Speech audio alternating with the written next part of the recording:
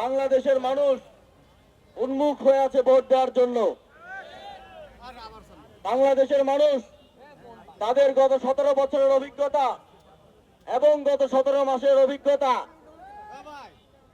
সেই অভিজ্ঞতা থেকে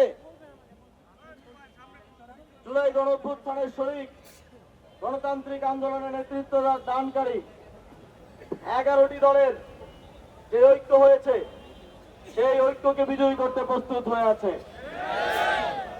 এখন প্রত্যেকটি আসনে, প্রত্যেকটি কেন্দ্রে 11 দলীয় জোটের নেতৃবৃন্দকে, বাংলাদেশের মানুষকে সাথে নিয়ে যেন বাংলাদেশের জনগণ ভোট দিতে পারে, সেটা নিশ্চিত করা আমাদের দায়িত্ব।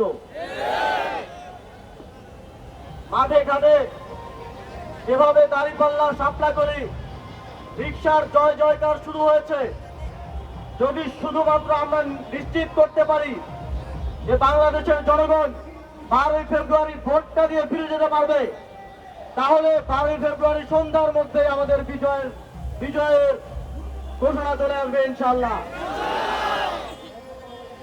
আমরা একটি দলের পক্ষ থেকে দেখেছি যে তারা ঋণ খেলাপি, বিদেশি নাগরিক, চাঁদাবাজ, মাফিয়া সন্ত্রাসীদেরকে তারা মনোনয়ন দিয়েছে, কারণ তারা আগে থেকেই জানে বাংলাদেশের মানুষ ইতিমধ্যেই তাদেরকে প্রত্যাখ্যান করেছে।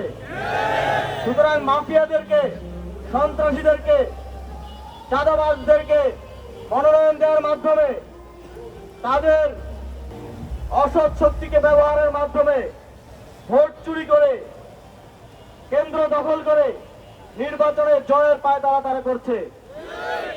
এবং তার অংশ হিসেবে আমরা দেখেছি 72 ঘন্টা ময়েশ্চার লক সমৃদ্ধ লিলি বডি ওয়াশ শিয়া বাটারের গুডনেস স্কিন রিপেয়ার করে রাখে সফট ও গ্লোয়িং।